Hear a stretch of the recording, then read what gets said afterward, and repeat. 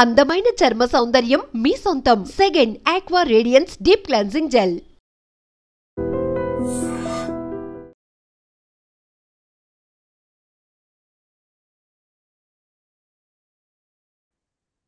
నమస్తే, welcome to I dreams. గత 10-15 రోజులుగా కరోనాకి సంబంధించిన వార్తలు మనం వింటున్నాం, చూస్తూ ఉన్నాం.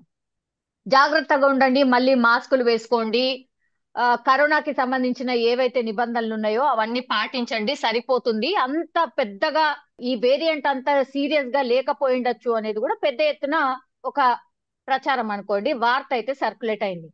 కానీ విత్ ఇన్ 1 వీకే, ఆ వార్త వచ్చిన 1 వీక్ లోపలనే ఇప్పుడు 4,000 కోవిడ్ కేసెస్ ఉన్నాయి మొత్తం దేశవ్యాప్తంగా. అట్లాగే 32 మంది చనిపోయారు. ఇప్పుడు 32 మంది చనిపోయినటువంటి వార్తనే ఇప్పుడు ఆందోళన కలిగిస్తోంది. ఇక మాట్లాడదాం. మనతో పాటు ఉన్నారు సిసిఎంబి సైంటిస్ట్ జగన్నాథం గారు. సార్ నమస్తే. సార్ నమస్కారం అండి. ఎస్ సార్, మొన్ననే మనం మాట్లాడుకున్నాం సార్. సరే, మళ్ళా కరోనా అంటున్నారు, ఏంటి, ఎట్లుంటది, ఏంటి అనేది కూడా మనం మాట్లాడుకున్నాం సార్. మనం అప్పుడైతే కేవలం 2 చనిపోయినరు, అదేదో అనారోగ్య సమస్యలు ఏవో సంథింగ్ ఉండే కాబట్టి చనిపోయినరు అనుకున్నాం సార్. కానీ ఇప్పుడు 32 సార్, అధికారికంగా చెప్తున్నది 32 సార్. ఆ సంఖ్య మేబీ ఇంకా కూడా ఎక్కువనే ఉండిండొచ్చు సార్. చనిపోవడానికి ఆ రోజు కూడా నేను అడిగిన సార్, డెల్టా వేరియంట్ అంత డేంజరా అని. ఈ వేరియంట్ ఏమైనా డేంజరస్ వేరియంటా సార్ ఇప్పుడు వచ్చింది? ఆ వేరియంట్ ఏంటి, డేంజరా? ఇది ఈ విషయాన్ని మనం విశ్లేషణ చేసినట్లయితే అండి, మనకి ఇంతకు ముందు వచ్చినటువంటి వేరియంట్ అదే మన ఒమిక్రాన్ వేరియంట్ ఒకటి వచ్చింది అని మాట్లాడుకున్నాం లోగడ.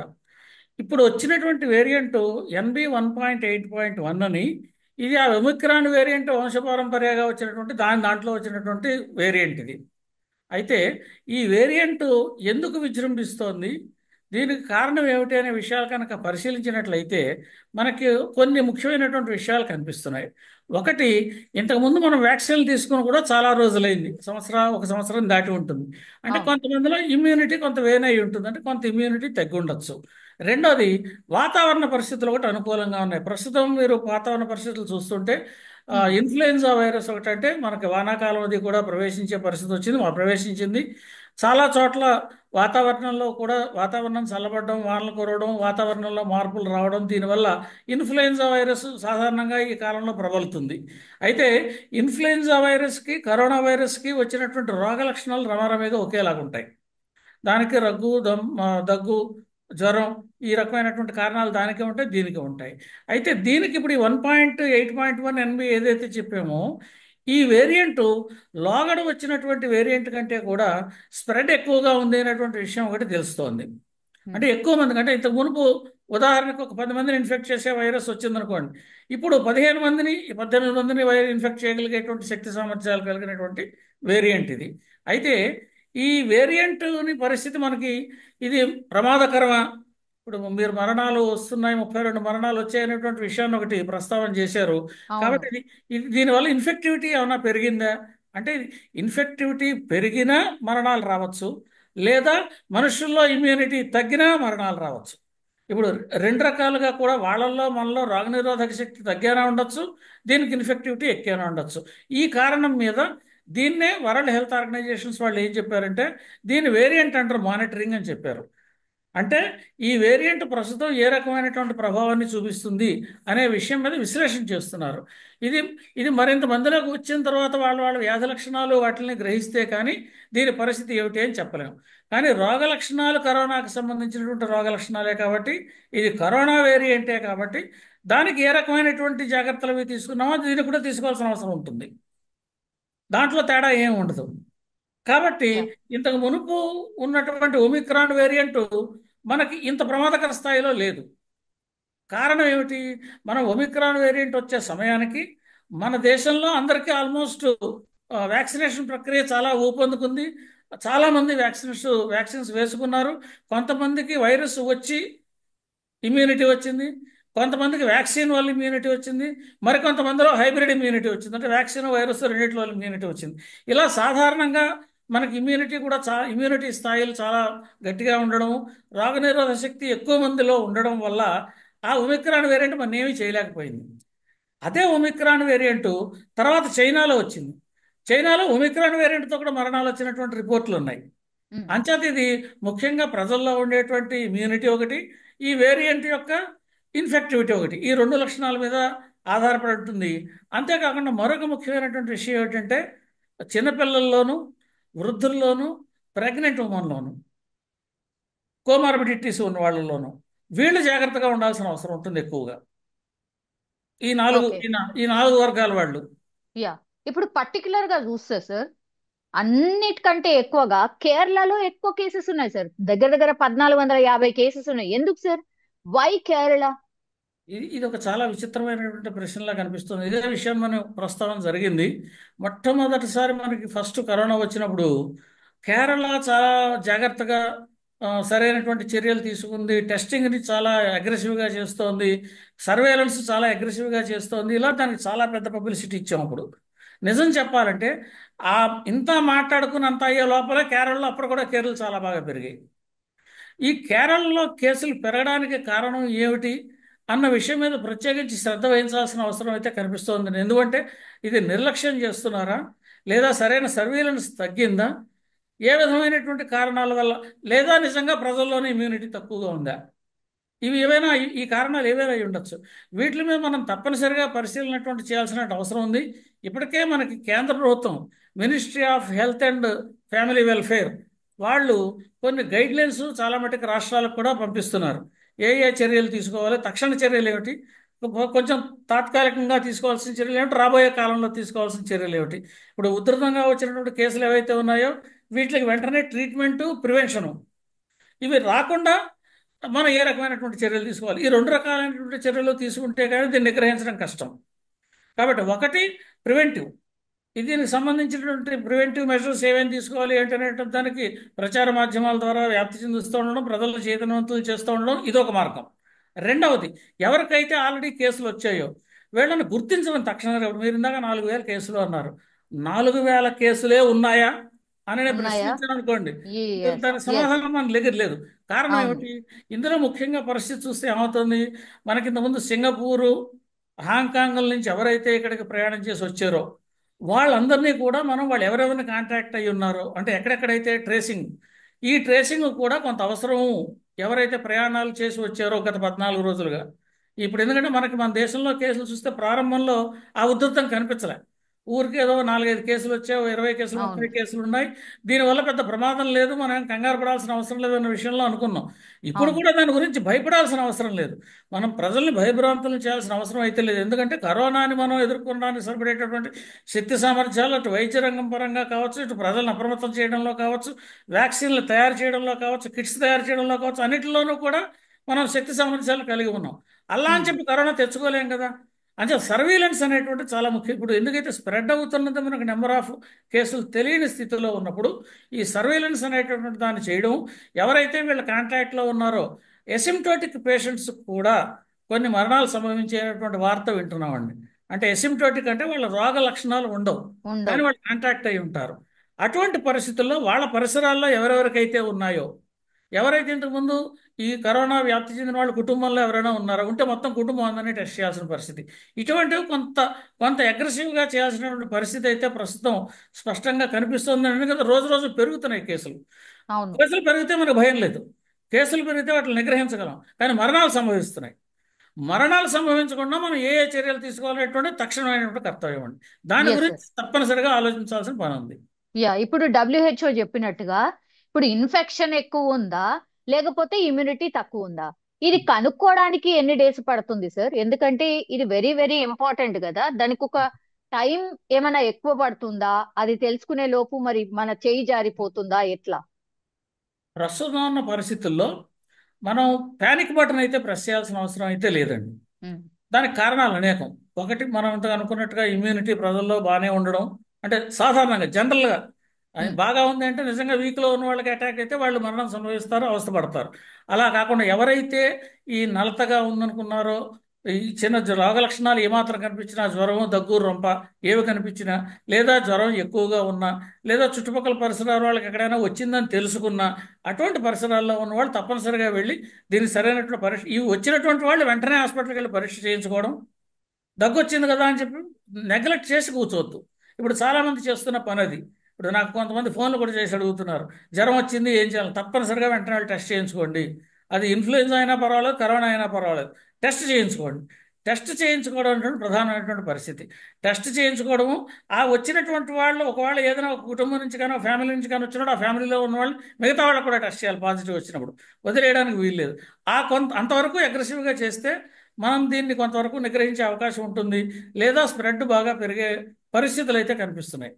ఎస్ సార్, మీరు అన్నట్టుగా వెదర్ మారిపోయింది కాబట్టి ఉమ్. ఈ స్ప్రెడ్డింగ్ అయితే ఇంకా ఎక్కువ ఉంటుంది. అది ఇప్పుడు అది మనం ఓన్లీ, ఎస్ సార్, మన దగ్గర ఓన్లీ హైదరాబాద్ లో ఓన్లీ గాంధీ హాస్పిటల్ ని రెడీ చేసి ఉంచిండ్రు సార్. ఉమ్. అదొక్కటి సరిపోతుందా? అంటే ఇప్పుడున్న సిచ్యువేషన్ లో అదొక్కటి సరిపోతుందా? ఒకవేళ కేసెస్ ఏమన్నా పెరుగుతూ పోతూ ఉంటే గతంలో మనం చూసినట్టుగా అవన్నీ రాబోతున్నాయా? దానికి ప్రిపేర్డ్ గా ఉందా రాష్ట్ర సర్కార్? చాలా ఇది ఒక ముఖ్యమైనటువంటి ప్రశ్న. ఎందుకంటే ఇంతకు ముందు కూడా మనం గమనించినట్లయితే కరోనా కేసులు తీసుకున్నందుకు కొంతమంది హాస్పిటల్స్ కూడా నిరాకరణ చేశారు. అవును. కానీ కానీ గాంధీ హాస్పిటల్ ఎక్సలెంట్గా, గాంధీ హాస్పిటల్లో ఉన్నటువంటి డాక్టర్స్ కావచ్చు, అక్కడ ఉన్న సిబ్బంది కావచ్చు, మొత్తం అందరూ కూడా కరోనా పేషెంట్స్ని కూడా వాళ్ళ ప్రాణాలకు తెగించి వాళ్ళు కరోనా వ్యాధి వచ్చినప్పుడు వాళ్ళు చేసినటువంటి సేవ మనం ఇప్పటికి కూడా మర్చిపోలేమండి. అంచేత అవును. గాంధీ ఆసుపత్రి గవర్నమెంట్ ఆసుపత్రి అని చెప్పి ఒకప్పుడు అందరూ గాంధీ హాస్పిటల్కి వెళ్ళేవాళ్ళు. అటువంటిది ఇప్పుడు పరిస్థితి మారింది, ఏదో కొంచెం చులకనగా చూడటం మొదలెట్టారు. ఆ పరిస్థితి నుంచి ప్రజలు బయటపడాలి. వాళ్ళు అద్భుతమైనటువంటి సేవ చేశారు. కరోనా వచ్చినప్పుడు మొట్టమొదటిసారిగా ఆ రోగులను కూడా తీసుకుని వాళ్ళకి సరైనటువంటి వైద్యం చేసినటువంటి హాస్పిటల్ గాంధీ హాస్పిటల్. కాబట్టి గాంధీ హాస్పిటల్లో పడకలు ఏర్పాటు చేయడము, దానికి సరిపడిన సంసిద్ధత ప్రభుత్వం చేసినట్టుగా మనకు ఆల్రెడీ తెలుసు. ఈ ప్రభుత్వం చేసినటువంటి కార్యక్రమాన్ని ప్రతి ఒక్కరూ స్వాగతించాలి. ఇది ఒకటి. రెండో విషయం మిగతా హాస్పిటల్స్లో కూడా ఇది వాళ్ళందరికీ కూడా ఇంతకు ముందు కరోనా వచ్చినప్పుడు వ్యాక్సిన్లు కూడా ప్రైవేట్ హాస్పిటల్స్లో ఇనీషియల్గా ఇచ్చారు, తర్వాత ఇవ్వలేదు. కానీ ఇనీషియల్గా ఫస్ట్ డోస్ ఇచ్చిన కొత్తలో ఫస్ట్ టైం ఇచ్చినప్పుడు ప్రైవేట్ హాస్పిటల్స్ వాళ్ళకు కూడా హాస్పిటల్స్ ఇచ్చి మనం పేమెంట్ చేసి ఫస్ట్ డోస్ వేయించుకున్నాం కొంతమంది. అటువంటి హాస్పిటల్స్ అవి కూడా సంసిద్ధమై ఉన్నాయి. అవి ప్రైవేట్ ఆసుపత్రులు కావచ్చు, గవర్నమెంట్ హాస్పిటల్స్ కావచ్చు. హాస్పిటల్ ఏది అన్నది ఇంపార్టెంట్ కాదు, మనకి ఉన్న వైద్యుడు శక్తి సామర్థ్యాలు ఉన్నవాడు అవునా కాదా, ఇది ఇంపార్టెంట్. ఇప్పుడు మనకి వైద్యులు, అనుభవం అయినటువంటి వైద్యులు ఉన్నారు, దీని గురించి పూర్తి అవగాహన కలిగినటువంటి వైద్యులు ఉన్నారు. ఇది ప్రభుత్వ రంగంలోనూ ఉన్నారు, ప్రైవేట్ హాస్పిటల్స్లోనూ ఉన్నారు. కాబట్టి డబ్బు లేని వాళ్ళు కూడా ఎవరు భయపడాల్సిన అవసరం లేదు, గాంధీ హాస్పిటల్కి వెళ్ళొచ్చు, చేయించుకోవచ్చు. తప్పనిసరిగా వాళ్ళు కూడా చాలా జాగ్రత్తగా చూస్తున్నారు అనేటువంటి విషయాన్ని మనం ఇక్కడ స్పష్టంగా చెప్పాల్సినటువంటి అవసరం ఉంది. వాళ్ళు అక్కడికి వెళ్ళి కూడా చేయించుకోవచ్చు. అవకాశం ఉన్నవాళ్ళు ప్రైవేట్ ఆసుపత్రుల్లో కూడా వెళ్ళి చేయించుకోవచ్చు. కాబట్టి ప్రైవేట్ ఆసుపత్రుల్లో మీరు అన్నట్టుగా ఆక్సిజన్ సప్లై అంత సమస్య ఉందంటే ఇప్పుడు ప్రస్తుతం అటువంటి ఈ వేరియంట్ ఇంకా అంతవరకు రాలేదు. అయితే కొంత బ్లడ్ క్లాటింగ్ అదే అవకాశం లేదా అంటే లేదు అని మనం చెప్పలేము. ఎందుకంటే వేరియంట్ వచ్చిన తర్వాత శ్వాసకోశ సంబంధమైనటువంటి సమస్య అయితే తప్పనిసరిగా కనిపిస్తుంది. ఈ శ్వాసకోశ సంబంధమైనటువంటి సమస్య ఏమాత్రం అనుమానం ఉన్నా సరే తప్పనిసరిగా ఆసుపత్రికి వెళ్ళి దీన్ని పరీక్ష చేయించుకోవాలి డాక్టర్ చేత. యా, అంటే ఈ శ్వాసకోశకు సంబంధించిన సమస్యలు అంటే గతంలో కూడా మనకు తెలుసు సార్, కోవిడ్ కి సంబంధించి ఫస్ట్ మనకు ఉండేది ఇన్ఫెక్షన్ లంగ్స్ కి సంబంధించే సార్. అవును. జనరల్లీ ఏం చూస్తారు అని అంటే ఇప్పుడు మనకు ఇమ్యూనిటీ పెరగాలంటే ఎట్లా, ఈ శ్వాసకోశకు సంబంధించిన వ్యాధులు రాకుండా ఉండాలంటే ఎట్లా, ఏం చిట్కాలు అని చాలా మంది ఇప్పుడు మనం చూస్తున్న, ఇప్పుడు మన డిస్కషన్ చూసిన వాళ్ళు కూడా చాలా మందికి డౌట్ వస్తుంది సార్. అది రాకుండా ఉండడానికి ఇప్పుడు సీజన్ కూడా చేంజ్ అయింది, ఏం జాగ్రత్తలు తీసుకోవాలి సార్? ఇప్పుడు దీనికి పోషకాహార విలువలు ఉన్నటువంటి ఆహారం తీసుకోవడం, అప్పుడే వండినటువంటి చల్లటి పదార్థాలు కాకుండా ఫ్రెష్గా కుకింగ్ చేసినటువంటి ఆహారాలు తీసుకోవడం, మంచినీళ్ళు కూడా ఎక్కడైతే ప్యూరిఫై చేసుకోలేని పరిస్థితుల్లో సాధారణంగా ఉన్న కుటుంబాలు, అందరిళ్లలో ప్యూరిఫైర్స్ ఉంటాయని గ్యారంటీ లేదు, ఇళ్ళు కాచి చల్లార్చిన నీళ్లు తాగొచ్చండి. కాచి చల్లార్చడం వల్ల దాంట్లో ఏమైనా మైక్రోబ్స్ ఏమైనా ఉంటే అవి నశించిపోతాయి. కాబట్టి కొంతవరకు రక్షణ కలుగుతుంది. నీటి నుంచి వ్యాప్తి చెందేటటువంటి లక్షణం ఈ వానాకాలం కాబట్టి మరింత ఎక్కువగా ఉంటుంది. కాబట్టి పెద్ద పెద్ద ఫిల్టర్స్ లేవు మా దగ్గర, వాటర్ ప్యూరిఫైయర్స్ లేవు అని ఎవరు బాధపడక్కర్లేదు. వాటర్ కాచి చల్లార్చిన నీళ్లు, ఇది అందరికీ అవకాశం ఉంటుందండి. కాచి చల్లార్చి తీసుకునే అవకాశం ప్రతి ఒక్కరికి ఉంటుంది. కాబట్టి ఆ ప్రయత్నం చేయండి. బద్దకించకుండా నీళ్లు కాచిన నీళ్లు కనుక కాచి చల్లార్చి నీళ్లు తాగితే వాటిలో ఉన్న క్రిములు సంహారకం అవుతాయి. కాబట్టి వాటి నుంచి వచ్చేటువంటి వ్యాప్తిని కొంతవరకు తగ్గించడానికి ఆస్కారం ఉంటుంది. యా, ఈ చర్యలు వైద్యుల తీసుకోవచ్చు. గురించి చిన్న యా, వైద్యుల గురించి ప్రస్తావన చేశారు సార్. ఇప్పుడు ఈ మధ్య కాలంలో ఒక వీడియో బాగా వైరల్ అవుతోంది. అదేంటంటే మళ్ళా కరోనా కేసెస్ పెరిగినప్పటి నుంచి కూడా 2021లో ఇన్సిడెంట్ జరిగిందంట సార్. దానికి సంబంధించిన ఒక ఆడియో చాలా వైరల్ గా మారిపోయింది. అదేంటంటే మహారాష్ట్రలోని లాథోర్ లో ఒక ఆవిడ అంటే విత్ COVID-19 ఆమె డిటెక్ట్ అయింది, ఆమెను హాస్పిటల్ కి జాయిన్ చేసుకుందామంటే బెడ్స్ లేవని, లేదు ఆ పేషెంట్ ని చంపేయండి అనే మీనింగ్ వచ్చేలాగా ఒక డాక్టర్ ఇంకో డాక్టర్ కి చెప్పినట్టుగా ఇప్పుడు ఆ ఆడియో పూర్తిగా వైరల్ గా మారిపోయినటువంటి పరిస్థితి. ఇప్పుడు బేసిక్ క్వశ్చన్ ఏమొస్తుంది అంటే, ఇట్లా ఎంత మందిని చంపేయారు, మరి ఎంత మంది చనిపోయారు అనేది కూడా ఒక క్వశ్చన్ వస్తుంది సార్. బై గాడ్స్ గ్రేస్ ఆమె బతికింది అనుకోండి, ఒక 10 days తర్వాత మళ్ళీ ఆమె కోలుకుందట. కానీ ఇప్పుడైనా కేసు ఫైల్ చేసిండు ఏమని, మతం ప్రాతిపదికన, కులం ప్రాతిపదికన ఆనాడు వెట్స్ కేటాయించారు అనేది ఇప్పుడు కేసు ఫైల్ చేసిండు సార్ ఆయన. నిజం అయ్యుండొచ్చా సార్ అట్లా? డాక్టర్లు అంటేనండి ప్రాణం పోసేవాళ్ళు కానీ ప్రాణం తీసేవాళ్ళు కాదు. ఇది చాలా ముఖ్యమైనటువంటి విషయం. మెడికల్ ఎథిక్స్, డాక్టర్లు చదువుకునేటప్పుడు కూడా వాళ్ళకి చెప్పేటటువంటి విషయాలు తప్పనిసరిగా ఎవరు ఎటువంటి స్థితిలో వచ్చినా కూడా వాళ్ళకి ఏదో రకమైనటువంటి సరైన సూచన చేయడం, వైద్యం చేయడం, వాళ్ళకి సరైనటువంటి రక్షణ కలిగించే మార్గం చెప్పడం చేయాల్సినటువంటి పరిస్థితి తప్పితే ఇటువంటి పరిస్థితుల్లో డాక్టర్లు ఉంటారని నేను అనుకోను. అయితే ఇది డాక్టర్లు చేసిన పని, డాక్టర్లపై ఒత్తిడి వచ్చి వేరే వాళ్ళు చేసిన పని అన్న విషయం దృక్కోణంలో కూడా దాని గురించి ఆలోచించాల్సిన అవసరం ఉంటుంది. వాళ్ళ దగ్గరికి ఎవరు వచ్చినా సరే, ఇప్పుడు ఒకవేళ కోవిడే ఉంది, మీరు అన్నట్టుగా బెడ్స్ లేవు, ఆక్సిజన్ తక్కువగా ఉంది, నిజానికి పేషెంట్ వచ్చాడు, ఇటువంటి పరిస్థితుల్లో ఏం చేయాలి? ఇది కాంట్రాక్ట్ అవుతుందని అందరికీ తెలుసు. ఆ పేషెంట్ ఇంటి దగ్గర ఐసోలేషన్గా ఉండే విధానం ఏదో సూచించి వాళ్ళని ఐసోలేషన్ ఏ రకంగా చేసుకోవాలో సూచించేసి ఇంట్లోనే పెట్టుకోండి అని చెప్పొచ్చు. అంతేగాని పేషెంట్ని చంపేయండి అని చెప్పేటటువంటి పరిస్థితి, అంత ఘోరమైనటువంటి రాక్షసత్వం కలిగినటువంటి డాక్టర్లు ఉన్నారు అని నేను అనుకోను. అటువంటి ప్రవృత్తి ఉన్న వాళ్ళు ఎవరు కూడా ఉంటారని కూడా అనుకోను. ఎందుకంటే వాళ్ళు చేసేటటువంటి పని అటువంటి వృత్తి, వాళ్ళ వృత్తి యొక్క ధర్మం. ఆ వృత్తి ధర్మం ద్వారా ఎవరికైనా ప్రాణం పోయాలి తప్పితే ప్రాణం తీయకూడదు. కాబట్టి డాక్టర్లని ఇందులో అనుమానించడం కంటే దీనికి ఏ రకమైన మార్గం సూచించి ఉండాల్సింది అంటే అటువంటిది జరిగి ఉంటే. మరొకటి, మీరు మత ప్రాతిపదికన, కుల ప్రాతిపదికన, చాలా తప్పిది. మత ప్రాతిపదికన, కుల ప్రాతిపదికన వైద్యానికి సంబంధం లేదు. వైద్యానికి వచ్చినవాడు రోగి అవునా కాదా, వాడు ఎవరో అన్నది అనవసరం, ఆ రోగం తగ్గించాలా లేదా అన్నదే అది. కాబట్టి ఇటువంటి సంక్లిష్ట పరిస్థితులు వచ్చినప్పుడు, నిజంగా బెడ్స్ లేక ఆక్సిజన్స్ లేక సఫర్ అవుతున్నప్పుడు వాళ్ళకు ఉన్న ప్రమాద స్థితిని అర్థమయ్యేటట్టు చెప్పడము, లేనప్పుడు ఇప్పుడు ఈ పేషెంట్ వేరే పేషెంట్ పక్కన కూడా పడుకోబెట్టే అవకాశం ఉండదండి. ఏంటంటే ఇది కరోనా కాబట్టి దీంట్లో ఉన్న పరిస్థితి ఏంటంటే ఈ పేషెంట్ని మరొకళ్ళ పక్కన కూర్చోబెడితే పక్క వాళ్ళకి కూడా వ్యాధి సంక్రమించే పరిస్థితి ఉంటుంది. కాబట్టి వాళ్ళకి సరైనటువంటి సూచనలు, సలహాలు చేసి ఇంటి దగ్గరే చేసుకునేటువంటి మేము మందులు ఇస్తాం, ఆన్లైన్ సమాధానం చెబుతాం, మీరు ఫోన్లో మాట్లాడండి, ఇంటర్నెట్లో మాట్లాడండి, ఇటువంటి ఇప్పుడు ఫోన్ అనేటువంటి ప్రతి వాళ్ళ దగ్గర ఉంది. ఫోన్ లేని వాళ్ళు లేరు. మీరు ఫోన్తో సంప్రదించండి, ఏం చేయాలో చెబుతాము. ఇక్కడ ప్రస్తుతం ఇక్కడ మనకి సరైన సౌకర్యాలు లేని కారణంగా వీళ్ళు ఏ రకంగా తిరిగి ఆరోగ్యం కుదుటపడే పరిస్థితులు ఉన్నాయో వాటిల్ని సూచిస్తామని చెప్పాలి తప్పితే అంత మాత్రం చేత రోగం వచ్చింది కదా అని చెప్పి రోగిని చంపితే డాక్టర్ దగ్గరికి వెళ్ళడం ఎందుకు? వెళ్ళాల్సిన పని ఉందా? రాగంతో ఇంట్లో పడుకుంటే వాళ్ళే వెళ్ళిపోతారు. అది పద్ధతి కాదు కదా. అటువంటి పద్ధతి ఒకవేళ నిజంగా చేసిన వాళ్ళు ఎవరైనా ఉంటే దాన్ని నేను తీవ్రంగా ఖండిస్తున్నాను. అటువంటి పరిస్థితుల్లో డాక్టర్లు ఎట్టి పరిస్థితుల్లోనూ ఉంటారని నేను అనుకోవట్లేదు. కాబట్టి డాక్టర్ వృత్తికి ప్రవృత్తికి రెండిట్లకి కూడా అది చాలా భిన్నమైనటువంటి విషయం అది. కాబట్టి ఒకవేళ ఎవరైనా డాక్టర్ల దగ్గరికి వస్తే నిజంగా చేయలేని పరిస్థితి ఉంటే ఏదైనా సూచనలు, సలహాలు చేసి ఆల్టర్నేట్ మార్గాలు సూచించండి. ఒకవేళ మనం ఇక్కడ చేయలేని సౌకర్యాలు లేవు కాబట్టి ఈ సౌకర్యాలు వేరే రకంగా ప్రొవైడ్ చేసుకోండి, లేకపోతే వేరే రకంగా ఏ రకంగా ఆ పేషెంట్ని, వారి యొక్క ప్రాణాన్ని పొడిగించడానికి అవకాశం ఉందో, వాళ్ళ లైఫ్ స్పాన్ పొడిగించడానికి అవకాశం ఉందో ఆ రకమైన సూచనలు చేయండి. కొంతమంది రోగంతో కూడా ఎక్కువ రోజులు బతకచ్చు, తర్వాత రోగం తగ్గచ్చు. అంటే ఇది ఎంతకాలం ఉంటారు, ఎవరు పోతారు, ఎప్పుడు పోతారు, ఎవరు చెప్పగలిగే కళ కాదు ఇది. ఇది మన ఎవరి చేతుల్లోనూ లేదు. కాబట్టి డాక్టర్లు ఆ రకమైన సూచనలు చేసి ఆ రకమైన సలహాలు చెబుతారు తప్పితే డాక్టర్లు ఈ రకమైనటువంటి రోగి వచ్చాడు కదా అని చంపేద్దాం అని అనుకోరండి. అటువంటి పరిస్థితి ఏ డాక్టర్ దగ్గర ఉండదు నేను అనుకున్నంత మటుకు.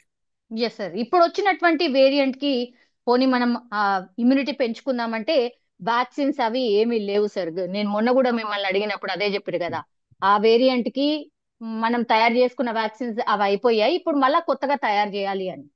సో ఇప్పుడు ఎట్లా సార్ మరి, అంటే ఇమ్యూనిటీ పెంచుకోవాలంటే ఎట్లా? ఇప్పుడు సొంతంగా మన ఇంటి ఫుడ్ తోనే దాంతోనే పెంచుకోవడం అంతేనా? తగిన జాగ్రత్తలు తీసుకోవడం ఇదేనా సార్?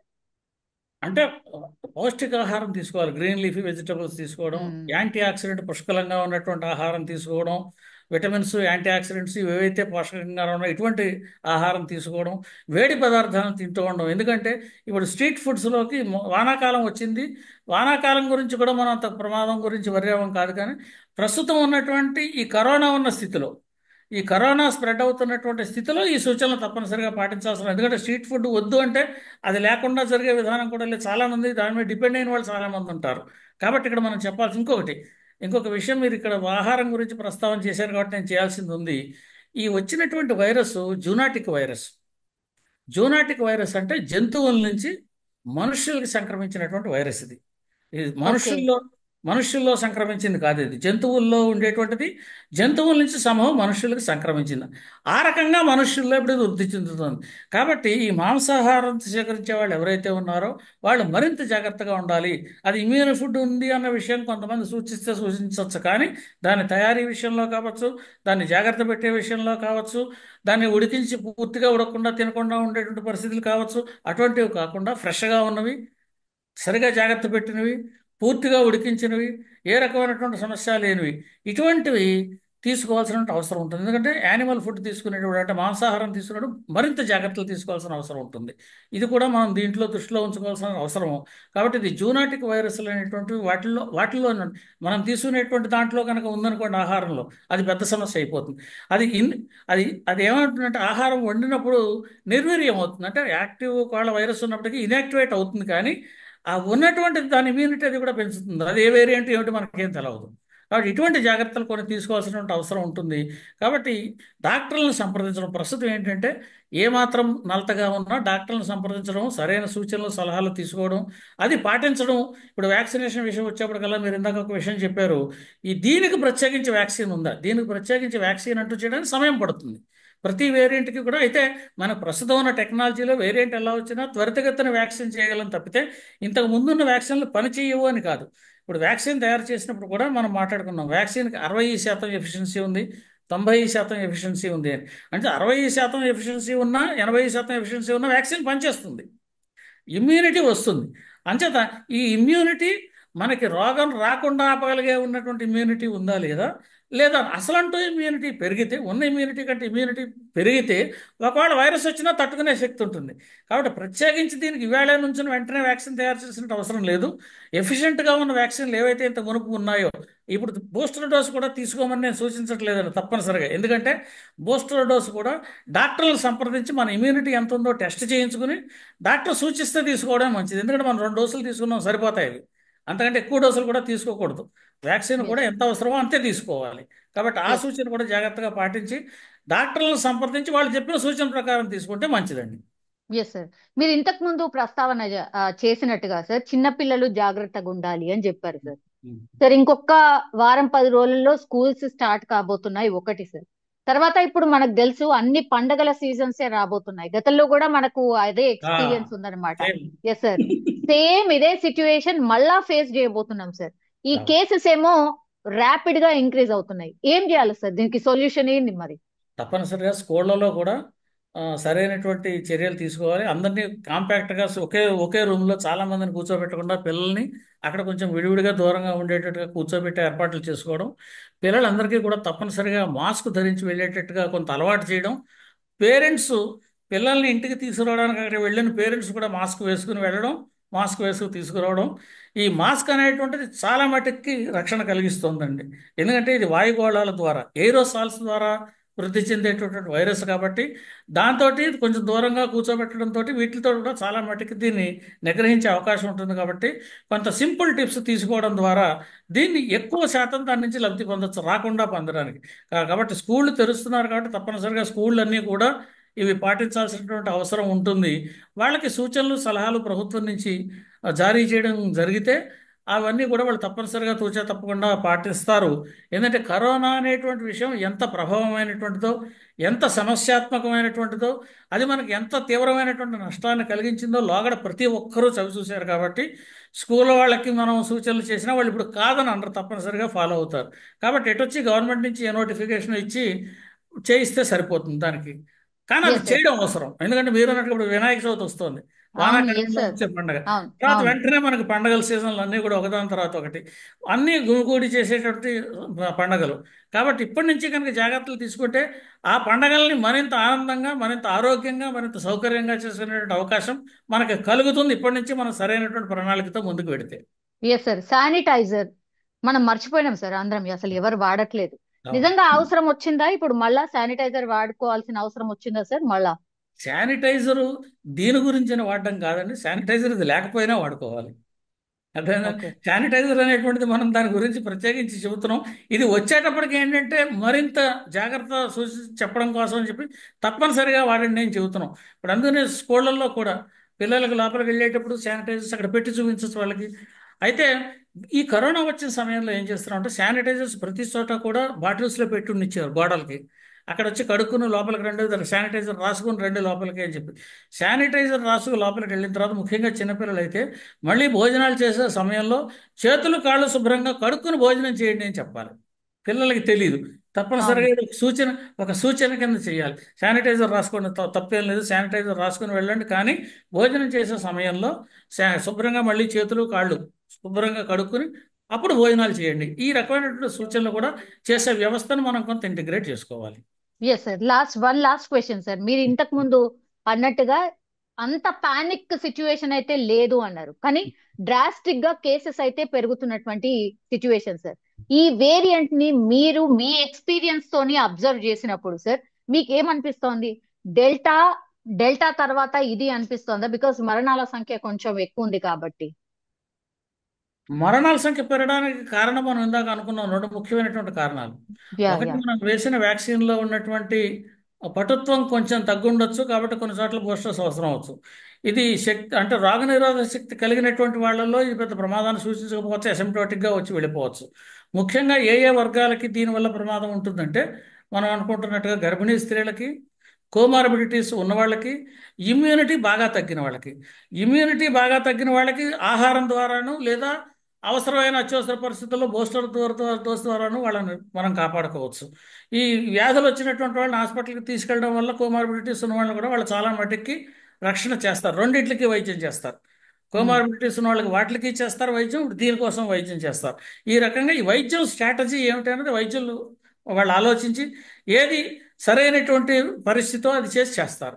కాబట్టి ఇంకెప్పుడు వేరియంట్ విషయానికి వస్తే, ఇంతకు ముందు వచ్చిన డెల్టా వేరియంట్ లాంటి వేరియంట్ అయితే అంతటి ప్రమాదకరమైన వేరియంట్ అయితే తప్పనిసరిగా కాదండి ఇది.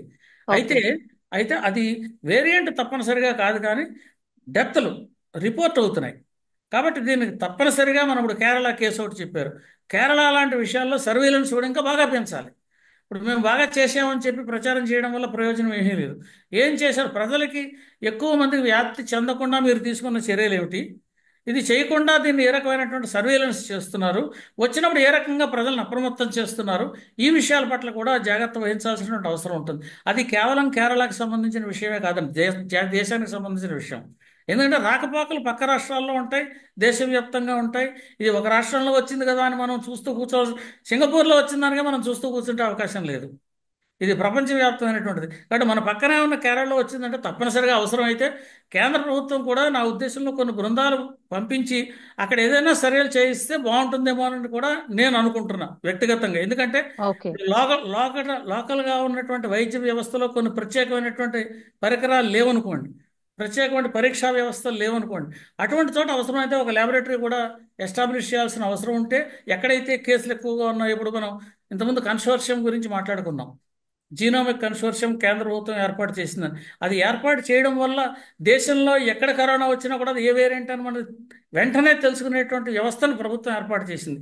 కాబట్టి ఈ రాష్ట్రం మీద కూడా కొంచెం గురిపెట్టి, ఎందువల్ల ఇక్కడ కేసులు పెరుగుతున్నాయి, రాష్ట్ర ప్రభుత్వం సహకారం తీసుకుని వాళ్ళని కూడా కనుక్కుని అక్కడ ఉన్న వైద్యులను కూడా వాళ్ళ ఒపీనియన్ ఏంటి, ఎందుకు పెరుగుతుందనే విషయం మీద విశ్లేషణ చేసి తగ్గేటటువంటి విషయం. ఎందుకంటే మహారాష్ట్రలోనూ కేరళలోనూ కేసులు ఎక్కువ కనిపిస్తున్నాయి, అవును. ఢిల్లీలో కనిపిస్తున్నాయి. అవును. ర్యాండమ్గా మనకు కనిపిస్తున్నాయి, కానీ అత్యధికమైనటువంటి కేసులు కేరళలో ఉన్నాయి, వ్యాప్తి కూడా ఎక్కువగా అక్కడే కనిపిస్తోంది. కాబట్టి అక్కడ ఉన్న వేరియంట్స్ ఏమైనా, మనం మిస్ అయిన వేరియంట్ ఏమైనా ఉందా? ఇప్పుడు ఎందుకంటే ఇదే వేరియంట్ ఉంది అని మనం చెప్పలేం. దీని ఓకే. తర్వాత వచ్చిన మ్యూటేషన్ కూడా వచ్చి ఉండొచ్చు. అది ఏమిటి? ఆలస్యం లేకుండా కనుక మనం దాన్ని కనుక్కునే ప్రయత్నం చేస్తే దాన్ని ఏ రకంగా నిగ్రహించాలనేటువంటి విషయం మీద కూడా వైద్యులకి తెలుస్తుంది, తర్వాత శాస్త్రవేత్తలకి తెలుస్తుంది. మన ఈ వ్యాక్సిన్లు తయారు చేసి లేదా ఇది సరిపడినట్టు ఆ, అప్రమత్తంగా ఉండేటువంటి వాళ్ళకి ఏ రకమైన టెస్ట్ కిట్స్ చేయాలి, అన్ని రకాల్లో టెస్ట్ కిట్స్ కావచ్చు, మనకి బెడ్స్ పెంచాలా, వ్యాక్సినేషన్ పెంచాలా, ఎసెన్షియల్ మెడిసిన్స్ని ఎన్ని ఉండించుకోవాలి, ఏ స్థాయిలో ఉండించుకోవాలి, వీటిలన్నింటినీ ఎస్టిమేషన్స్ చేసుకుంది కూడా ఇది ఒక సూచికగా పనిచేస్తుంది. Yes sir. Thank you sir. Thank you so much. నమస్కారం అండి. నమస్కారం.